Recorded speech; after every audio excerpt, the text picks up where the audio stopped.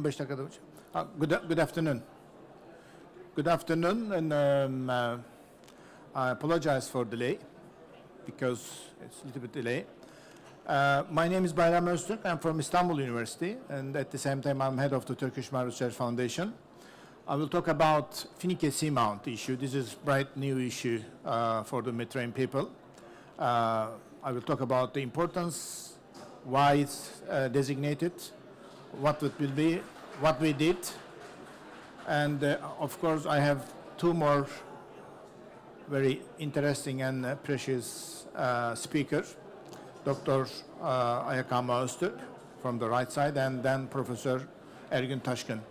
Ayaka will talk about cetacean biodiversity in the Mediterranean Sea under the Finike Seamount, and Professor Taşkın will talk about the seagrass meadows, because seagrass meadow Posidonia oceanica is endemic for the Mediterranean Sea and under the protection in Turkish law. So when we talk about seamount in Turkish part of the Mediterranean Sea, we have Finike Seamount. But first of all, where is Turkey? Turkey is here. You can see the red arrow is Istanbul, where I work, Istanbul University. And you can see here the Mediterranean, Gibraltar, Suez Channel, Adriatic, etc. So, and we know already that Mediterranean Sea under the threat. We have several threats in the Mediterranean Sea, such as alien species, non-indigenous species, overfished, IUU fishing, and then decrease in the marine predators like whale and dolphins, sharks, rays, and of course loss of biodiversity. I skipped the Posidonia part because Ergün will talk about the Posidonia issue. That means here, because this is emblematic species. So again, so where is Turkey? Turkey is just there. It's surrounded by 4 different seas. In the Black Sea, most reaches means biological rich. We caught almost 50% of the fish, commercial fish from the Black Sea. And this is the Sea of Marmara. It's the only inland sea of Turkey.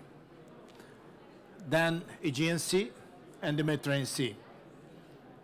So Turkey has 4 different seas, as I said to you, and we harboring over 6,000 marine species and more than 35% of total Mediterranean biota, rich in marine biodiversity and rich in habitat. That's why Turkish biodiversity is rich, because we have several habitat types, such as lagoons, seamounts, coastal ecosystems, etc., etc.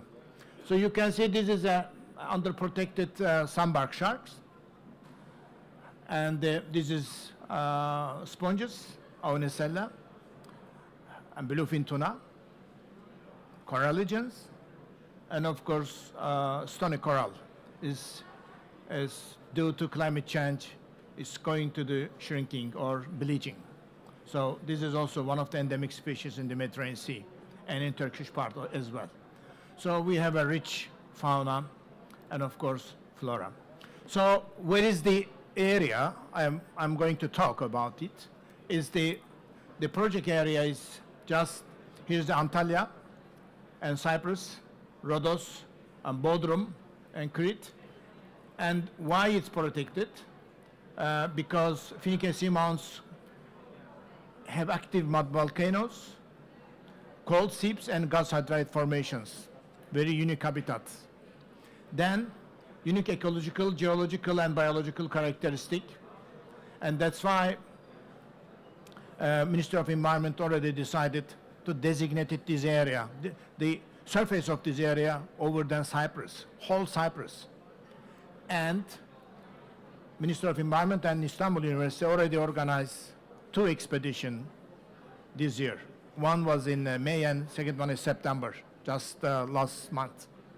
And I will try to share the result of these expeditions. I have to underline that the work still going on and will be. So, look, this is Anatolia mainland. This is a Finike. You can see the red arrow. And this is the Finike Seamount. And look at the area. It is already designated as MPA in 2013. So as I said, it's bigger than Cyprus. You can compare the surface of Cyprus and Finike Seamount area. And there is another seamount here. This is Eratosthenes, it's called. It's, I will talk later about this seamount as well. And this is Cyprus. This is a Finike, very peculiar area, as I said you.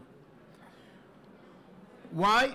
Because the question was why it is designated as MPA. Because very peculiar habitat, as I said you, singular habitat in the Mediterranean Sea. Then it is the Kashkakova Special Protected Area. As you can see on the right side, it is already protected. And Finike and Kashkakova Seamount distance is 15 kilometers. So there is a connectivity. And due to the connectivity, it is decided that connectivity is important for the in terms of biodiversity and sustainability as well. So what is the reason? The reason is that Turkey is a party of the convention of Barcelona Convention, and we obliged to make a national plan for the dark habitat, including seamount and the caves, hard beds, aphotic hard beds, and canyon, etc. We already published 2 papers about the canyons and seamounts, and for that dark habitat we publish also another nice book in English, if you are interested in. So now you can see cold seep in the Mediterranean, the Finike Seamount. These are the cold seep. Is that?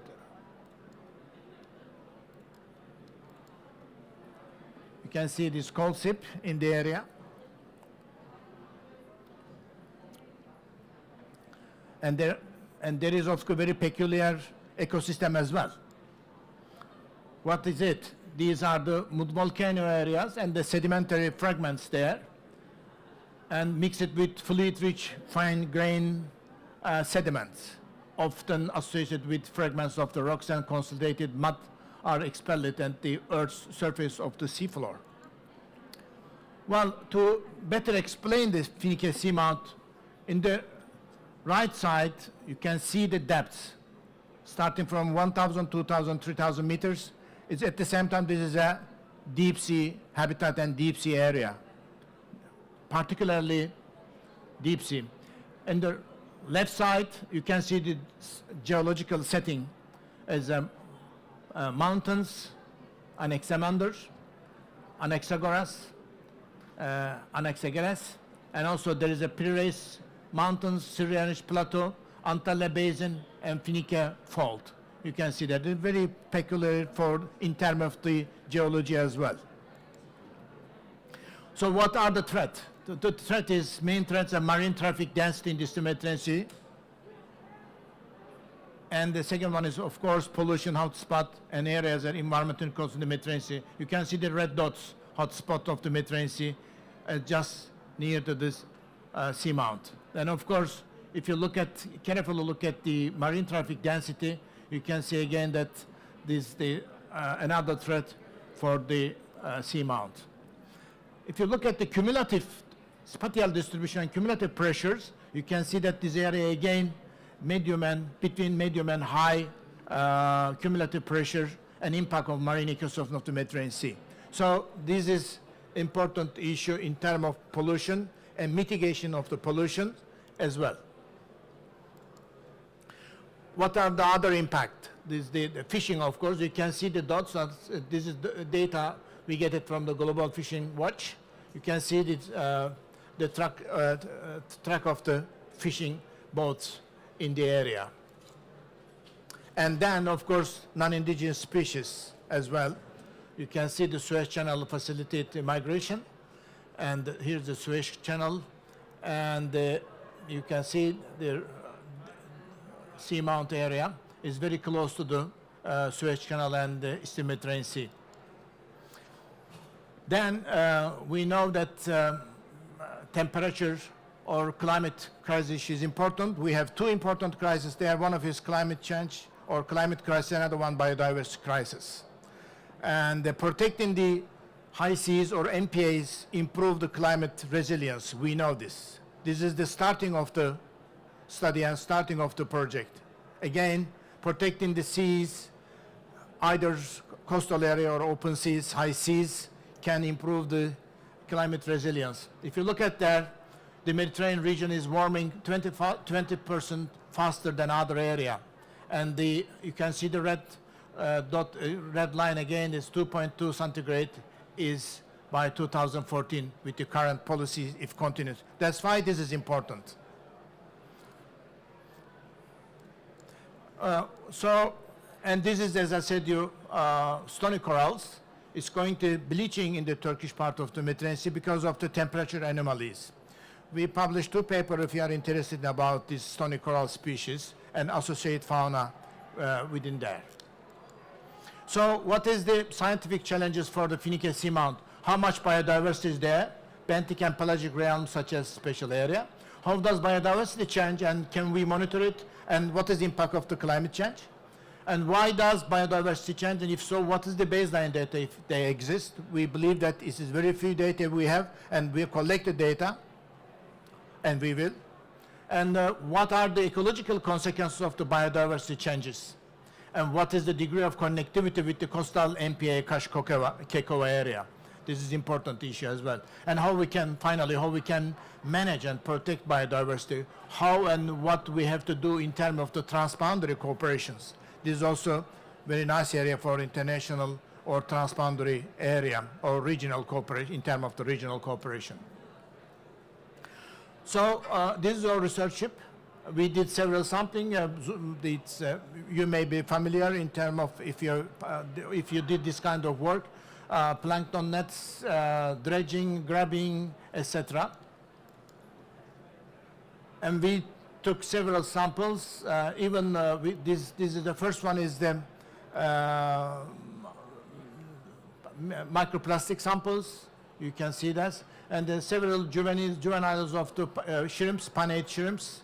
And this is jellyfish, and this is again sharks, and this is ray, in fact. And there are several also, the copepods and the stomopods and fish samples we have it. This is a stingray. It is, in fact, stingrays that we have 22 species are under the protection in Turkey. It is our government very much interested to protect this stingray and shark species in last years. This is one of the important and progress in terms of the protection of the marine biodiversity in Turkey. So, as I said, you highly migratory. We know and we have found that the juvenile of the highly migratory species, that this is swordfish, bluefin tuna, and little tuna, and of course another migratory species are dolphins. Ayaka will talk about this issue later. And of course, tomorrow we have another very interesting meeting or speech here.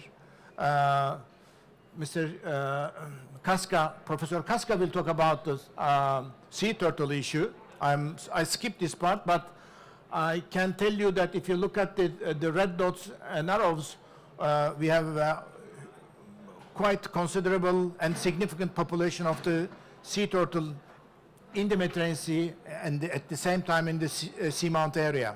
That's why this is also an important issue.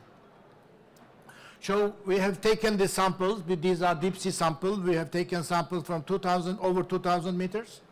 You can see this is a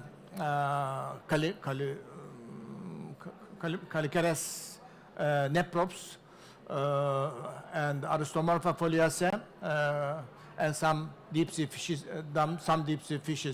And this is Galeos melastomus, is a shark species as well. This is a Polycales typlops. So what is the deep sea fisheries impact there? Because deep sea fish are slow growth, low natural mortality, and late maturity, high longevity, and low productivity. And in our area, in the Seamount area, it's depleted populations, bycatch and removal of structural species, and reduced habitat complexity and resuspension as well. We know the result of this impact of the fisheries there.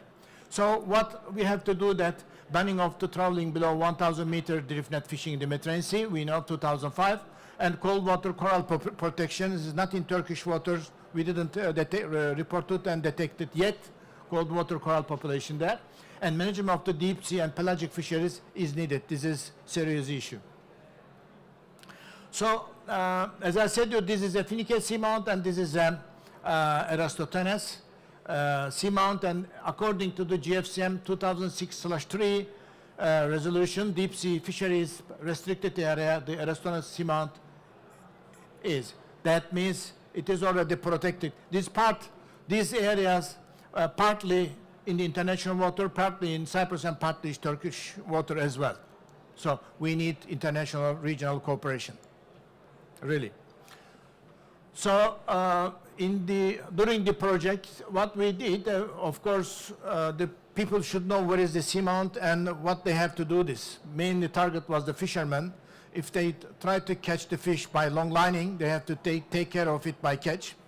That was a small seminar for them. And this is for the normal, ordinary people, local people. We explain them why seamounts are important and why we have to protect and what we have to do the next years. So some early result, I can say that more stringent measures are needed for the pelagic fishing. As I said, this is another important issue. Transboundary cooperation is essential for the highly migratory species, such as cetaceans, sharks, and sea turtles, and seabirds. So seabird issue is important, but I skip again. Ayaka will talk about the seabird issue. And deep sea and pelagic fisheries need to be managed in terms of the protection and vulnerable ecosystems. Improve management of the deep sea fisheries in urgent task for the GFCM. So we are going to talk about this issue under the GFCM, because GFCM is in the Mediterranean Sea responsible fisheries management authority as well. So action to be enlarged and better manage the network of protected areas, helping to achieve of the goal, protecting 30% of the land and sea by 2030. This is another target for us. It should be target at least, even we cannot reach the compromise, reach the commitment, but we have time, and we have to enlarge the area, and we can manage other part, and we can reach the 30% of land and sea by 2030. That should be another target for Turkey, and we have to work for that. But to make this, you can do this, but to do this, first you have to have science-based work. So without science, you cannot do this. And of course, implementation is important. Without implementation, is not very easy. Without implementations, it may be weak implementation, may be difficult because, and it's called a paper park. So another issue is marine litters, and to be managed, better implementation according to Marpol Convention 3738. And of course, noise need to monitor and mitigate, because we have lots of anthropogenic activity there, and more research, more research intensity also needed. So I am very thankful, my team. This is the gentleman is here, Emrah, and these gentlemen are former vice president and president of the Natural Asset, Mr. Mehmet Ali Kahraman and Nuri Kunt. I'm very thankful them because their encouragement, help, and cooperations. And this is my research team, and this is my university team as well. Mr. Ömer also here, Mr. Ömer Öztürk also here, and these are my master and doctoral students with my sailors as well.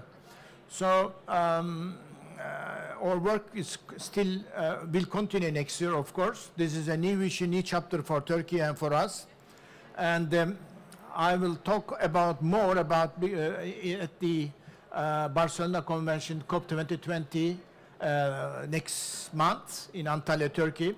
So you can come there and you can look and you can hear and you can visit there. Look, this is in Turkey, and again here Turkey and Efes. This is heartbreaking, beautiful, and nice country, and Antalya and Turkey as well. So you can visit there. You cannot find something like this in the Phoenician civilization inside the water. Even another dispute and discussion issue, how climate change will impact to the archaeological asset in Turkey. That's also another issue. So I like very much from Fernand Braudel. It's his seminal book, La Méditerranée, Le Monde Méditerranéen, Méditerranée and the World of Méditerranée. He says, jusqu'aujourd'hui, on n'a pas point découvert un nouveau monde, aucune Méditerranée, comme il y en a Europe, Asie and Afrique. Simply say that Méditerranée is unique and no comparable. So thank you very much, but we will continue with Dr. Amaha, and then we will have, of course, discussion if you have some discussion or question. Thank you very much again. Okay, please.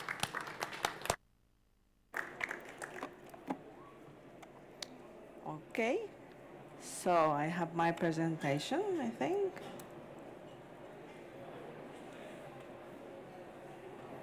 Okay, so Bayram already talked about the Finike Seamounts Special Environmental Protected Area in the Eastern Mediterranean Sea. So, but I will talk especially about the cetaceans in this area. Oops, sorry. So this is the area that we were looking at, and we've been working for the past several months. And as a background, Bayram already told, but it has a really unique ecosystem. We don't know the productivity, but it has definitely some level of productivity. And there have been some sightings, sporadic sightings of sperm whales in the area.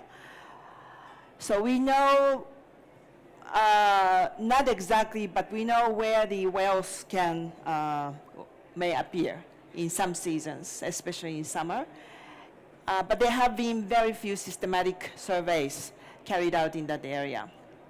And there's also very little information on offshore species. We know much about the coastal species, but offshore species and deep divers, especially sperm whales and cuvius beaked whales or other beaked whales, are very little known.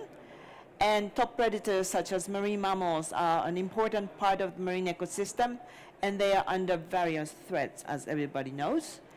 And just to talk about the opportunistic sightings of sperm whales between 1904 and 2012, you can see all these dots show the sightings of sperm whales. So we know in these areas we have sightings, but they're not offshore because these depended basically on the amateur sailors. And also as a threat, there used to be drift net widely operating in the Mediterranean, and this is one female sperm whale which Bayram and his team saved back in 2002, sorry.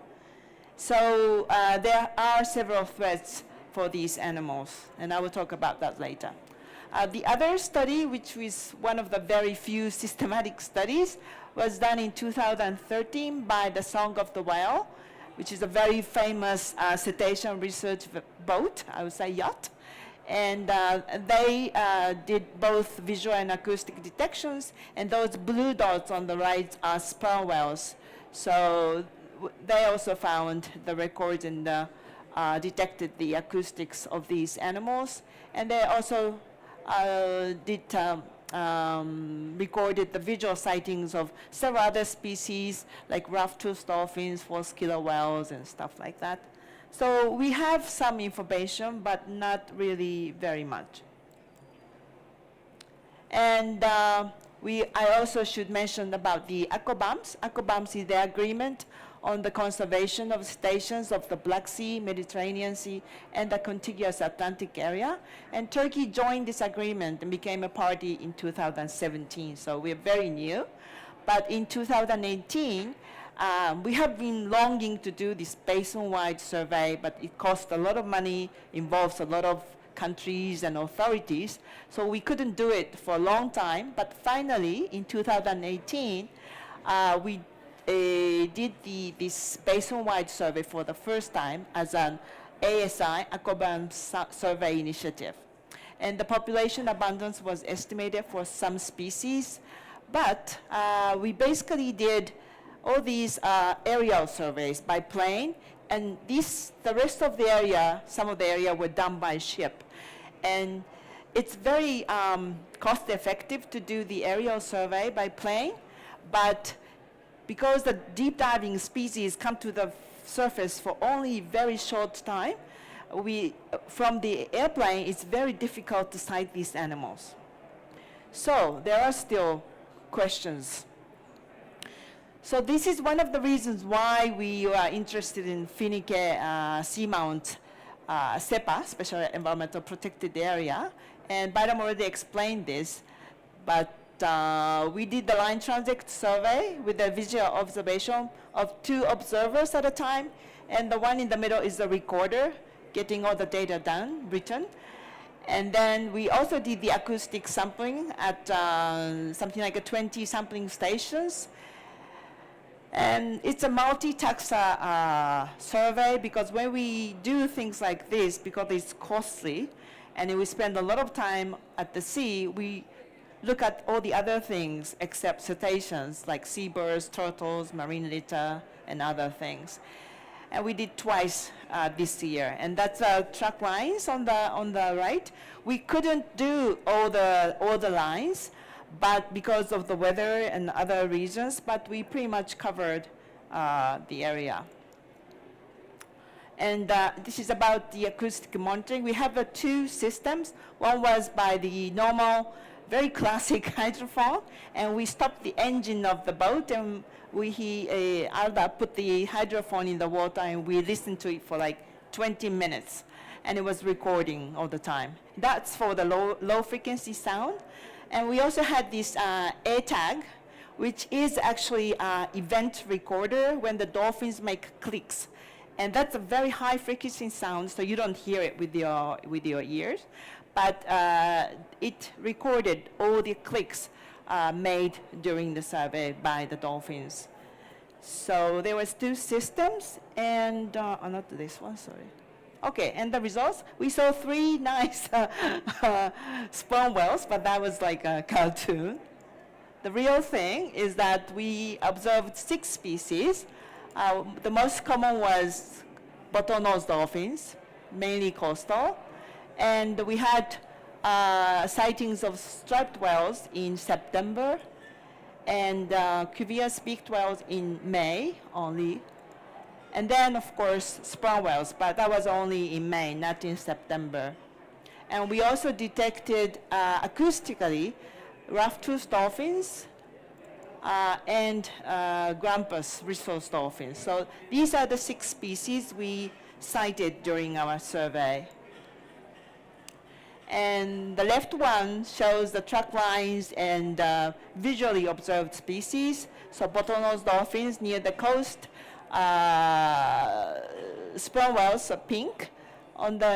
Actually, it wasn't in this area, SEPA, but it was close to Fethiye, but on the slope.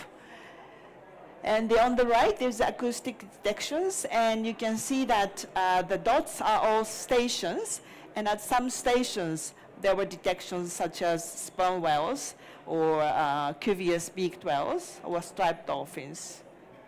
So overall, this is not too many actually sightings. So it was not, our purpose was to do the abundance estimate, but with this sample size, it was not possible. So what we have to do is do this again and again, and that's why a long-term study is very crucial in this area. Oops. So this is just some of the photos of the whales. 2 at the top are sperm whales, This is bottlenose dolphins and striped dolphins doing bow riding. There was another system I said about the ATAG. And ATAG is, we tow that system, so we keep recording the clicks.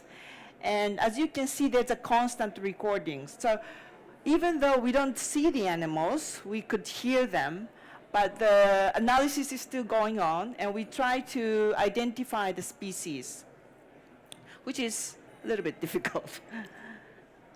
Okay, then birds and a turtle and bluefin tuna. These are some other species, migratory species that we saw in this area. There's a turtle expert, so I'm not going to talk much about the turtle. But turtles, okay, the next slide shows the sightings of seabirds and turtles. Turtles were mainly close to the shore area.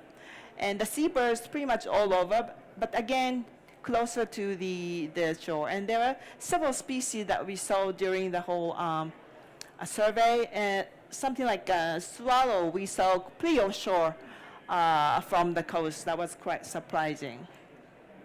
And marine litter, of course.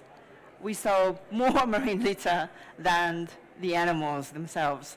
So even in the very blue, clean water in the Mediterranean, we saw this many marine litter, floating marine litter. And they're in a really high diversity, unfortunately.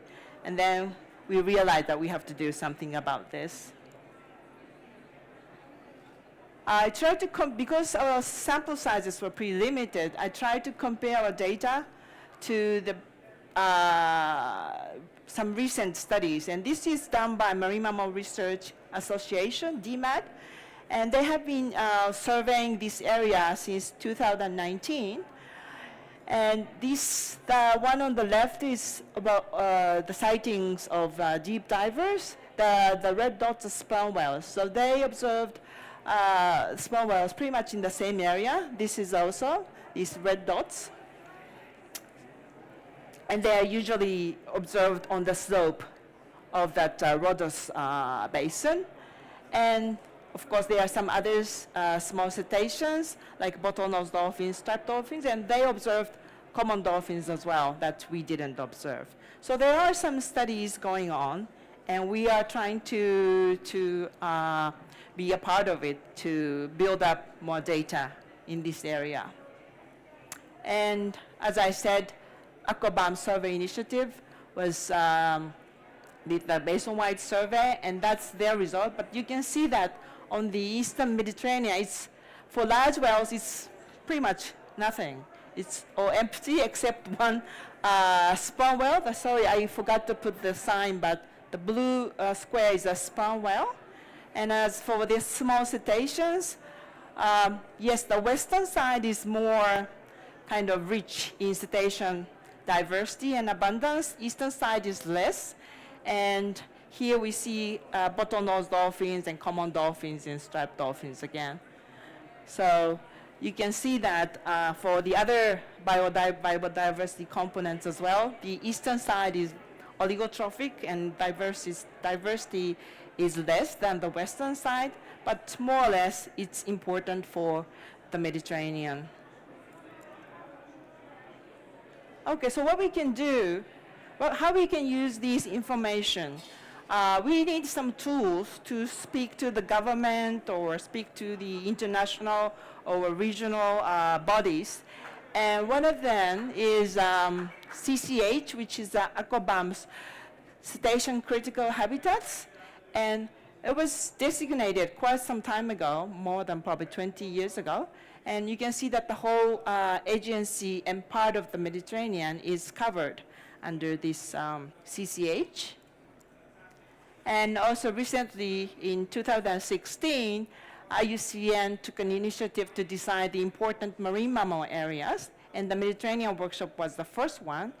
And also here, also you can see that our area is covered under this big, long area, actually for sperm whales. And in the CBD, Convention for Biodiversity, ecologically or biologically significant marine areas, we call them EBSAs.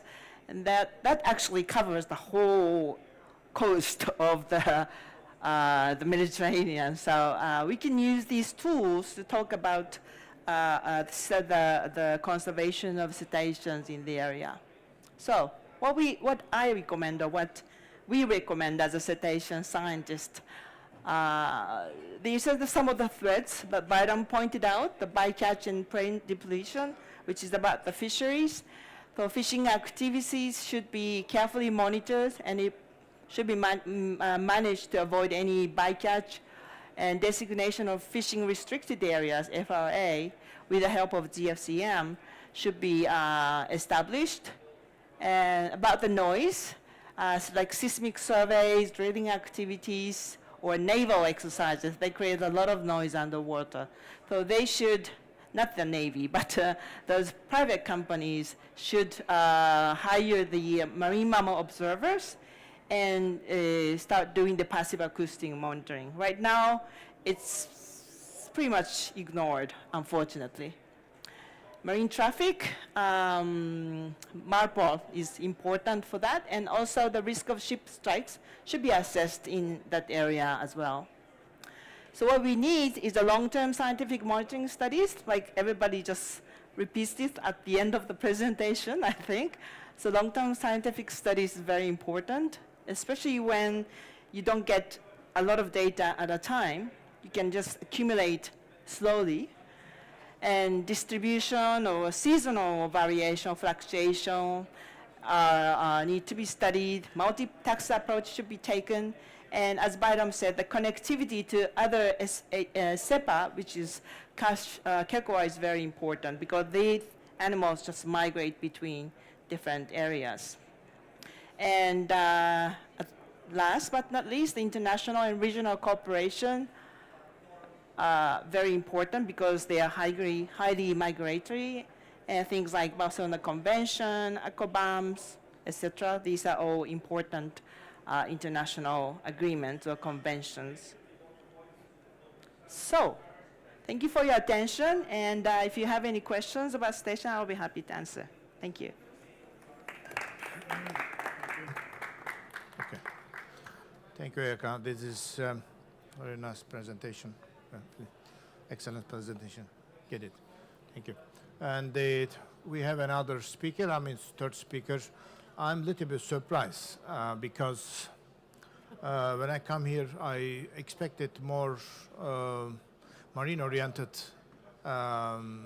pavilion or side event. Maybe I am wrong, but I couldn't find much. In fact, the seagrasses or phytoplankton produce oxygen, and more than 50% of the oxygen coming from the sea. And phytoplanktons are vital for the oxygen demand of the atmosphere and ourselves, not only forest.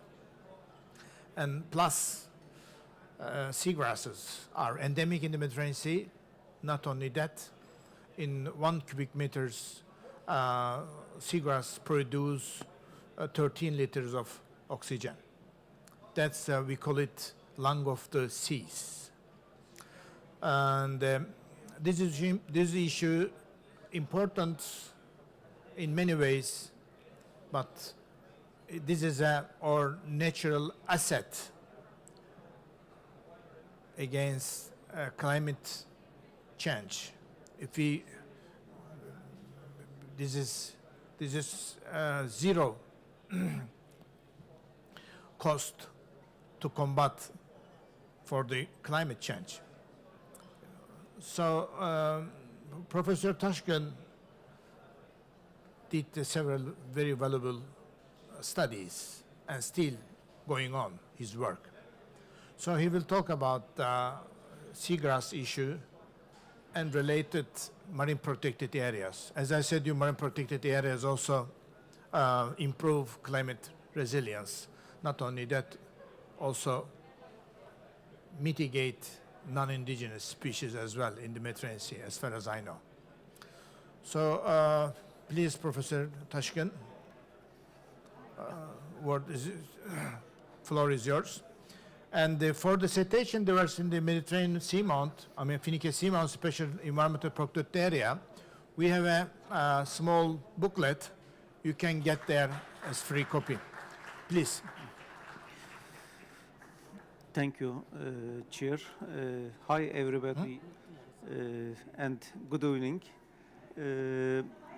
I will talk about role of Posidonia in the marine protected areas. Let me give some information data about marine macroflora. There are three main and sensitive K habitats or biozones in our country, in Turkey and Mediterranean Sea. First one, seagrasses, meadows, and the macroalgal forest, Cystoxera and Sargassum, such as, and coralligenous habitats.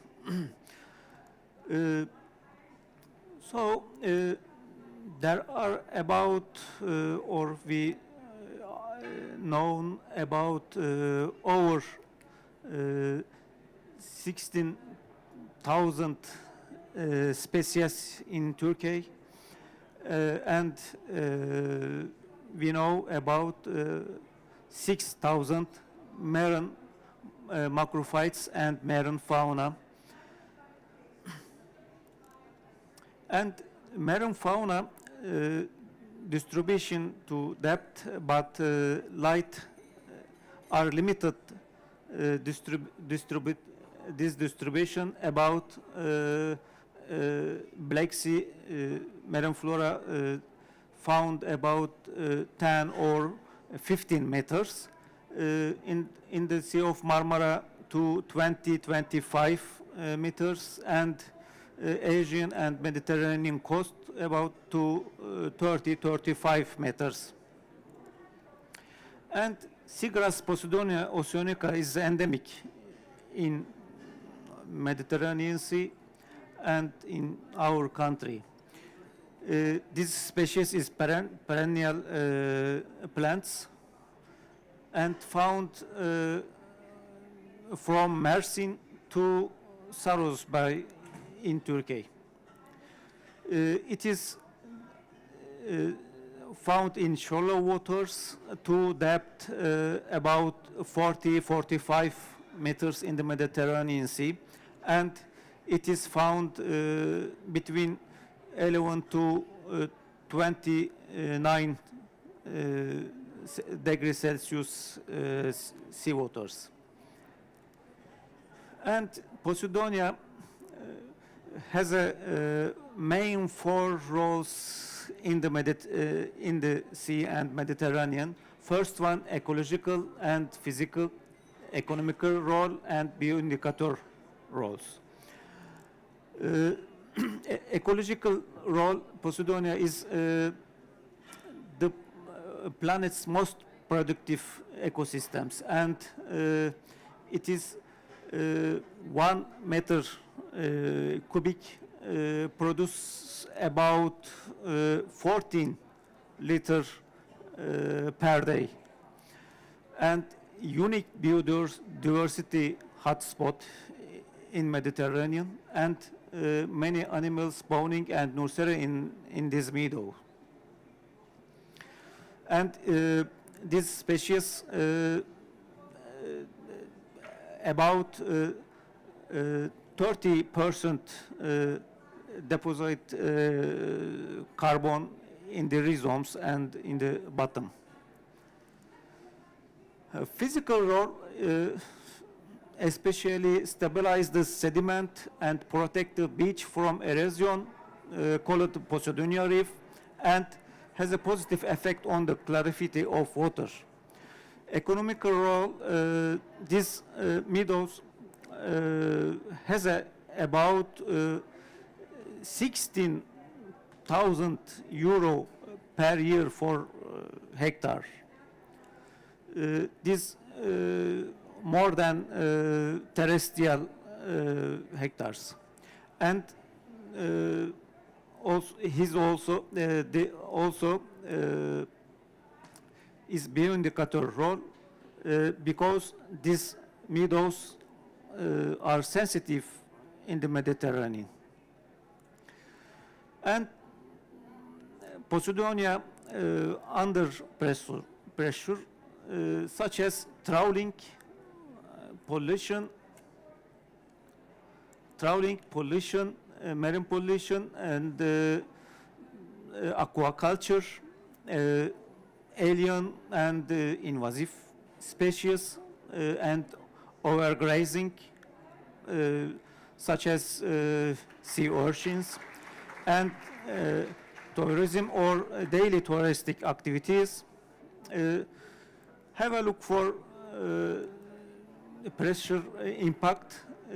Trawling is the most and highest pressure on Posidonia meadows. And we have made some monitoring studies in the marine protected areas. This in Kaşkakova, SEPA, and we have made also in Sea of Marmara and Aegean coast. This shows lower limit distribution of Posidonia here. This protocol, the name is balisage method. We put the balisage to lower limit, and we observation and collect data from the lower limit to Posidonia decrease or increase. And pressure, these two samples from Kurum'un Ildır SEPA, we have one monitoring station. This station very close to fish farming location, and we found Posidonia decrease about 5 meters for 3 years. Have a look this in 2018. This Posidonia you can see here, but only 1 year later, no Posidonia in the lower limit. And secondly, in the mucilage formation in Sea of Marmara, have a look, please. All plants covered by mucilaginous. And macroflora research in special protected areas, we found ecological status more good or high ecological status, such as Saros, Ildır, Akyaka, Datça, Fethiye, and Kaş. But Fethiye is moderate because this station very close to city center. And we have 12 marine protected area, special protected area in Turkey, and the main Biocenus Posidonia oceanica. For example, in Saros Bay, and Karaburun Ildır, and in the thirdly, second Foça, and third Karaburun Ildır, and Datça Bozburun SEPA, and in the 9 Kaşkakova SEPA. Yes, what is the role of Posidonia in Turkey? It is under some pressure: emissions, nutrients, carbon dioxide, trawling, anchoring, and others. But it is has a role. It's deposit carbon and produce oxygen in the marine area. And secondly, the main biodiversity reserves in the coast of Turkey. It is has about over 1,000 species and approximately 20% for all Turkish marine species.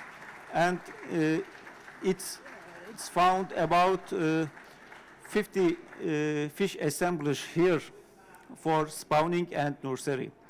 And carbon sequestration, sediment stabilization in soft bottom, and decreased turbidity, and hydrodynamism, barrier to swell and currents, and dune stabilization, banquet, and primary production. And I want to give you some role from SEPA in Turkey. By Ban and Başak was calculated economical value of Posidonia oceanica. For example, Fethiye Göçek SEPA carbon sequestration value over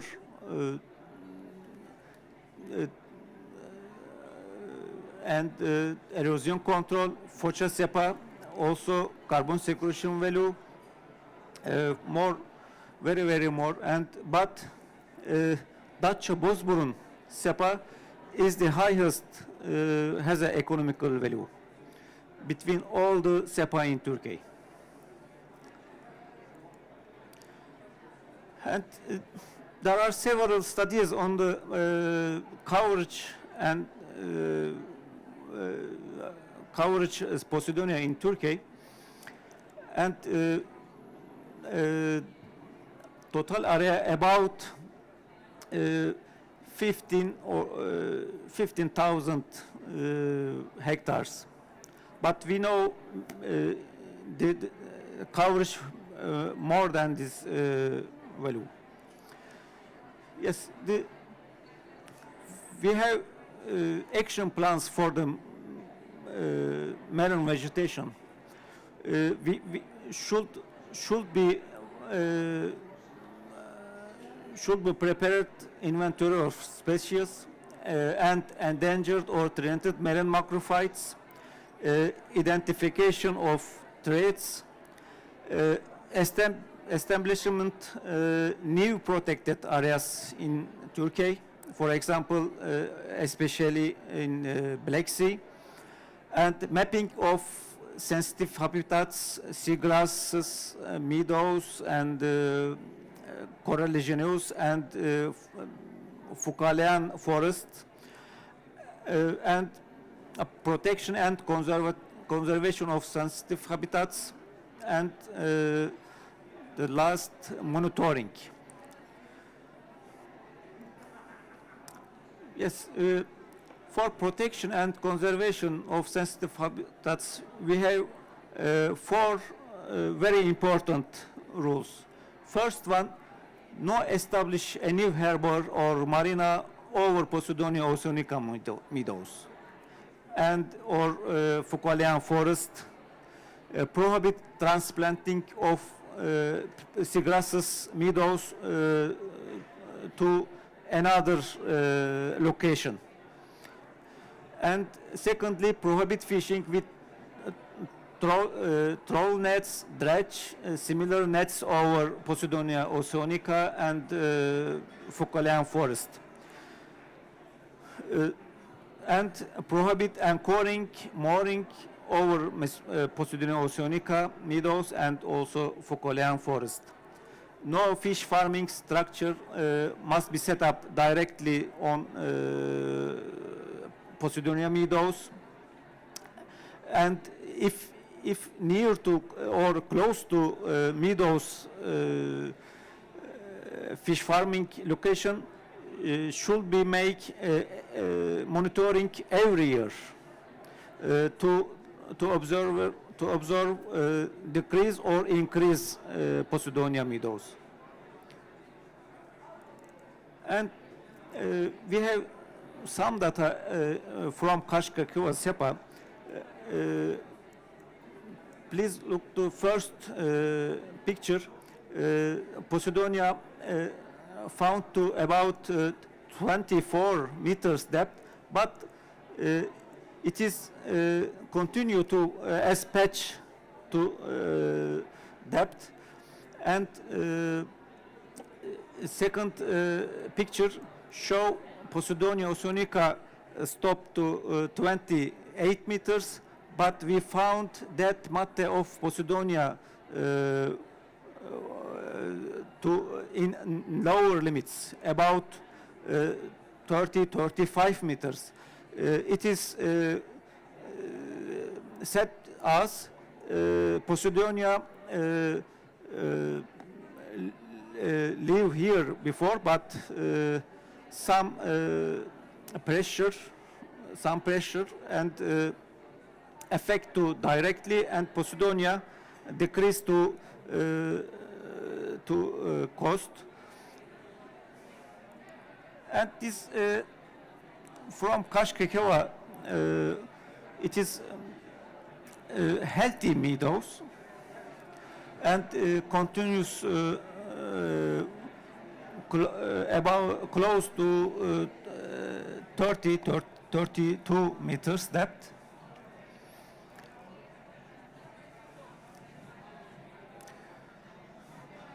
But we found some invasive species here.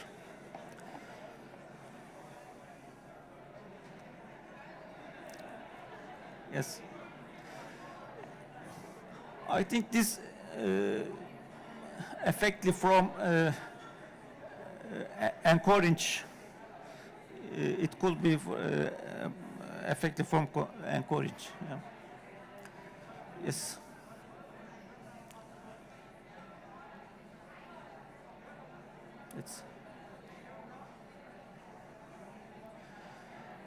Yes, we should protect the meadows for biodiversity and for sequestration of carbon and for primary production and for spawning and nursery of fish. Yes. It's okay. Thank you for attention, and my special thanks to Environmental and Urbanization Ministry, my university, Manisa Cevre Bayar University, and TÜBİTAK MAM. Thank you very much for your attention.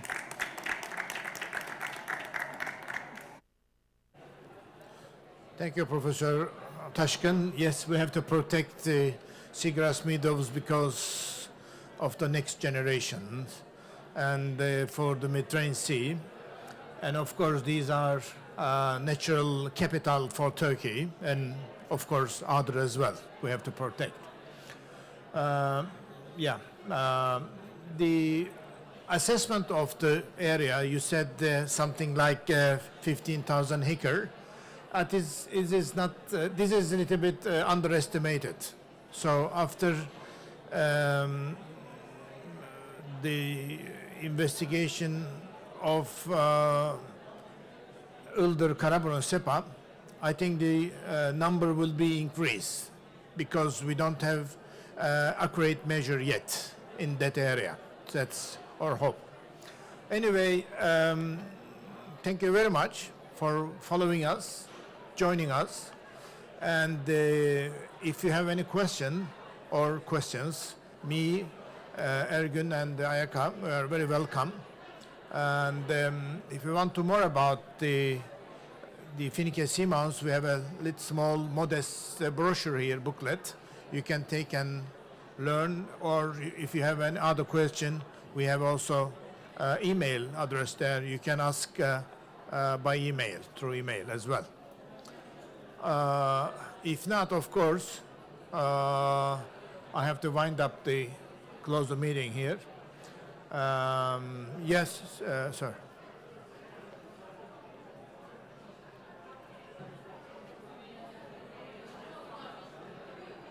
I have a question about all presentators. Yeah, we know that Mediterranean Sea become warmer in recent years. And so how these protected areas, underwater protected areas, and cetacean and also Posidonia meadows, how they will affect it? Is there any study about this? Any modeling or because of warming, if they are more danger because of the invasion threats, or do you know any study, or do you have any data about this? May I answer your questions? We published just recently a nice book, 300 pages in Turkish. According to our data, temperature increasing is already known. It is already known, but in Turkish part of the Mediterranean Sea, sea surface temperatures increasing almost 2 centigrades last 60 years. We have a data for last 60 years. It's something. Last 10 years, nothing for science, and statistically is not significant. But last 200 years, perfect, but we don't have. We don't have it. If you ask specifically for the species, for cetaceans, you want to say something? How the impact of the climate change on cetaceans? The question was that. Okay. For cetaceans, because they can move, if it gets too hot, if they don't find anything to eat, they move. So for the Mediterranean species, they can move north. Problem is more to do with the Black Sea species because they have nowhere to go. So that kind of study has been started. I can't say very much about this particular area, but I assume that the temperature doesn't go up so much for them because they are mammals, like us. They can control their temperature inside internal temperature. So, yes, we definitely. I mean, maybe they'll face some problems with the prey fish because they will be probably changed over time, but that should be monitored. Yes. Thank you. And This is Ergün, very maybe? interesting question, and should be nice answer as well. Ergün, go ahead. Yes. Yeah, sea warming affect directly on sensitive marine macroflora, such as marine forest, Cystizoira and Sargassum, decrease in the Mediterranean, in our Mediterranean coast, and Posidonia, and decrease from the east coast. It is start to from Mersin, and not only sea warming effect, salt is also affectly directly to on distribution these species. And after Suez Channel, sea salt is increasing, and many species is decrease in the East Mediterranean, replaced with invasive species. So maybe we start to protect firstly Posidonia, and secondly marine sensitive Foucalian forest and coralligenous habitats. Thank you. Thank you. Excellent. Yes. The ladies always priority Thank you. and privilege. My name is Gediskaya, and I want to ask you a question, probably regarding from a very different perspective. We know that loss and damage is a very crucial issue in the negotiations, and I wonder if there have been any studies that looked at the degradation of the ecosystem services and the sea fauna and flora from a loss and damage perspective to assess the value, economic value of these services, and what will be the role of these services and the assets of the Mediterranean and Aegean from a loss and damage perspective? Thank you. As far as I know, I don't remember a study like that. If you know, I know one study he cited. It's the for the ecosystem service of the Posidonia oceanica in some part of this Turkey, including Foça and others area. So, ergo, maybe you may say something. I don't remember exactly. I don't know specifically species-based study or species-based assessment for climate related. And what do you think about, in general, how to attribute a value to these services and assets? Do you think that it is feasible and regardable in near future that we attribute a benefit and cost to these services, and so that we can use our funds and financing to repair the environmental degradation, climate-related degradation? Yeah. Ayaka, you want to say something? You mean money-wise, how we can? Yeah, Well, I think to improve the services, to improve these assets, and to minimize the damage on them, we're going to have to allocate some funds. And to do that, we need to know the value so that we can actually argue for some financial attribution. And is it feasible? Can we do that in Turkey or around Turkey? well, I know only again the case of Posidonia, and I was wondering how they do it. But in case of cetaceans, it's if they are like a target of fisheries or whale watching businesses, that's easier. But otherwise, it's very difficult to calculate how much they're worth, and they're definitely very important in the ecosystem. But I know only a little bit about that kind of studies. But they exist, and it's been going on. Yeah. Thank you. Thank you. Thank you. It is a little bit difficulties of the assessment of ecosystem services in our terminology, in our jargon. Yes, sir. First of all, I would like to thank all the speakers for the all great talks. I have two questions. The first one is to Professor Taşkın. Is there any, do you observing pufferfish around the sea meadows, especially the Posidonia meadows? Because pufferfish is becoming a big issue for the fisheries and the biodiversity. And the second question is to Dr. Ayaka. Did you recorded any fin whales, especially in the Eastern Mediterranean? Because in the Turkey we have some stranding records, and even the fin whale pups. Did you encountered or observed any fin whales? Yeah, very good. Please. Pufferfish, yeah? No. Yeah, pufferfish issue. You don't see pufferfish in the meadows. Balon. Balon balığı. Balon balığı. Yes. Pufferfish and aslan balığı. Lion. Lionfish is common in Karşıyaka. I saw in the in sampling time, yeah. And I did see many pufferfish in the Iskenderun Bay and close to Syria border.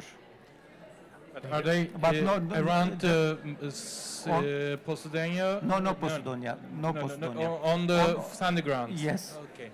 Doğan, I will remind you that there is a nice book is just published from the GFCM about the non-indigenous species of the Black Sea and Mediterranean Sea. By you. Download it freely. Look, read. Any questions? Ask me. Thank you very much. Yeah, sorry.